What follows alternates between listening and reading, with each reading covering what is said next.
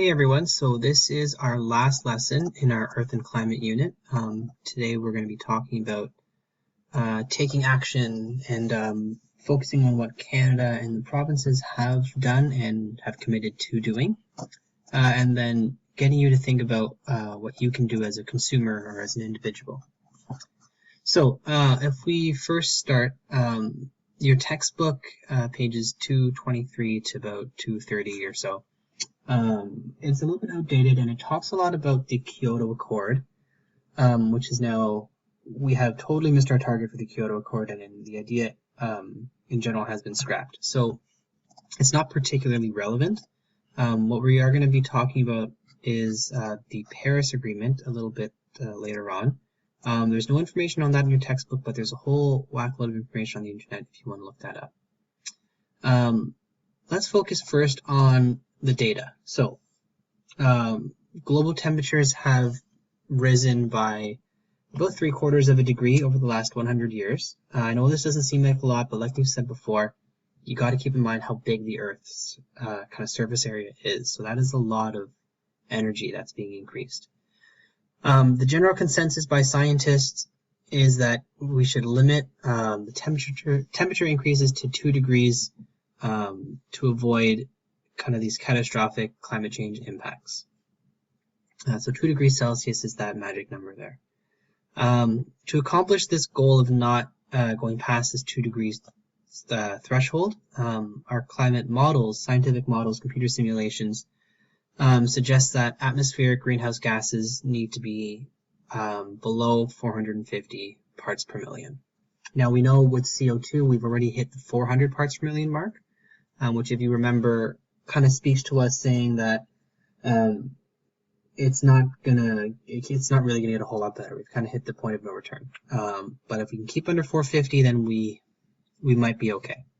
A lot of this is speculation. We don't know for sure, right? These are based on models which can vary greatly depending on what's happening, how the industries are looking, what the any other factors, industrializing nations might come up. So this is all speculation, and some of these numbers are relatively flux, like they will change over the next few years. To have a chance to reach this goal, though, it's important that industrialized nations, Western nations, Canada, United States, cut their annual greenhouse gas emissions by 80% relative to their 1990 emissions. So this is obviously very ambitious. We're aiming, if we aim high, so that if we don't reach our goals, we've hopefully still made some sort of contribution. So like I said, your textbook talks about the Kyoto Accord or the Kyoto Protocol, which was an agreement signed in 2002 by Canada and other countries. Most Canadians supported the Kyoto Protocol or the Kyoto Accord. There was quite a lot of opposition, particularly from Alberta's provincial government. Alberta's economy is heavily dependent on fossil fuels and the oil sands.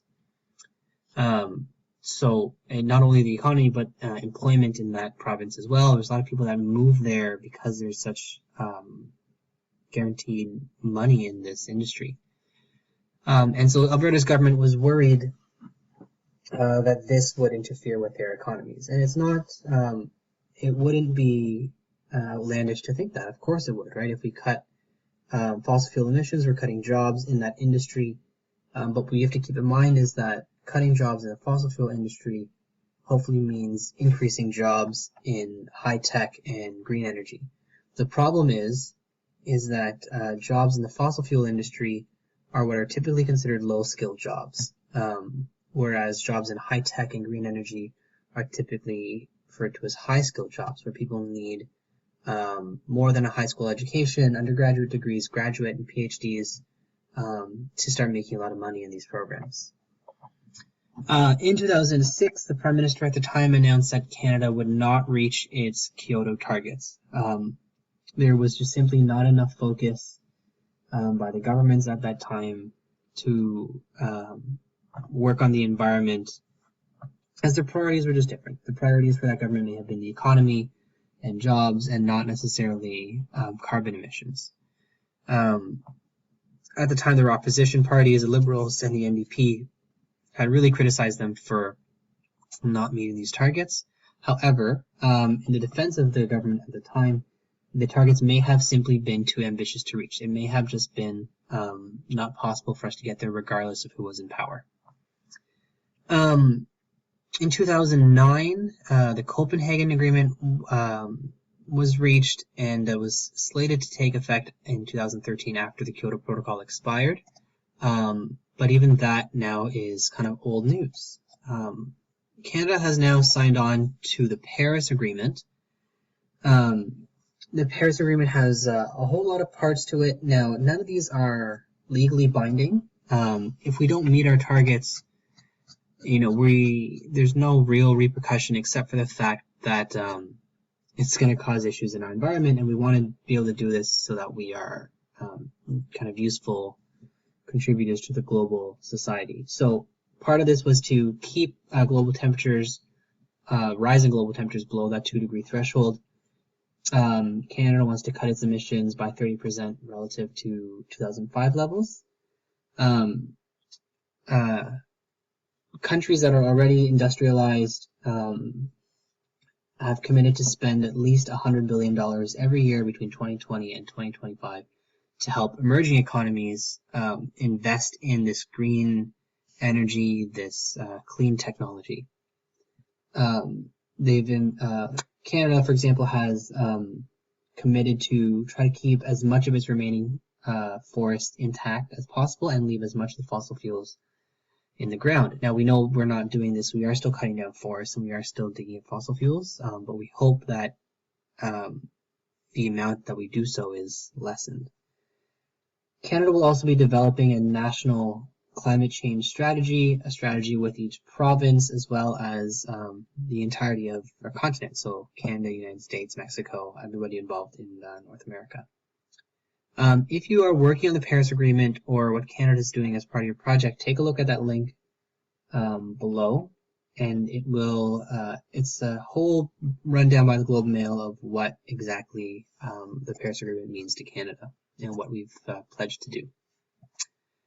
So Canada as a whole is one idea, but the provinces and major cities also have a big role to play. If we take a look at Ontario actually did a very good job of committing to stop burning coal for the use of electricity. That was a promise that was kept, and in 2014 the last coal power plant was shut down. Ontario has pledged to reduce greenhouse gas emissions relative to 1990 by 80% by the year 2050. Again, that's a long, long ways away. Who knows if we'll reach that target? Who knows if the global outlook will change by then? Depending on how we go from now, that 80% might not be enough, or it might be too much. Not necessarily too much, but it might not be necessary. The GTA, so the Greater Toronto Area, has a new transit plan in place. Southern Ontario has pledged to plant 50 million trees by 2020. The province has decided, or is looking to fast track the approval of renewable energy sources, particularly in the idea of powering electricity. Ontario is actually a fairly big user of nuclear power, which is a very good thing. The City of Toronto is planning an 80% reduction in greenhouse gas emissions by 2050, just like the province. But again, the issues with these promises is that provincial terms, federal terms, and municipal terms, whether it be prime minister or premier of the province or the mayor of a major city, they only last 4 years. So a new government can come in and decide that these plans are not suited for their agenda and throw them out the window. What I want you guys to do is just a little activity. You can see at the bottom of the second page of your notes, there's just 4 questions there. They're kind of open-ended. There are right answers, but you can phrase them however you want. But just take a look at that graph and try to answer those questions there, just to get you thinking about things that you can do at home. Now, I know that being 15, you don't have a whole lot of say in what goes on in your household, probably. You don't pay the bills, you don't buy the light bulbs or the appliances. But this is good stuff just to think about for when 10 years from now, 15 years from now, when you guys are starting your own lives, your own families, and things, little things that you can do to help our not only our city and our province, but our country and our planet. The reason that this is so important is that about a third of Canada's greenhouse gas emissions just come from your everyday lives. Between waking up in the morning, taking your car to work, and coming home, making dinner at night, that contributes to about a third of Canada's greenhouse gas emissions. So that's it for this lesson. However, for those of you who have stuck with me and watched all 11 of these videos right through to the end, I have added a link here. Now you can't click on this, and I don't want to put it in the description, so I'll leave it up on the screen for you guys to type in. But if you head over to this link, all you gotta do is fill it out. It should automatically pull your email address, so you don't have to give me any other information. I'll be able to figure out who you are. After you figure it out, just make sure you're signed in with your OCSB student account. So if you head over to that website, google.gl/forms/JOQO6XA/XSADPNS70C22. You can probably write that down. You can just fill out a form there saying, yes, I would like a bonus mark, and you'll get a bonus mark on your climate project.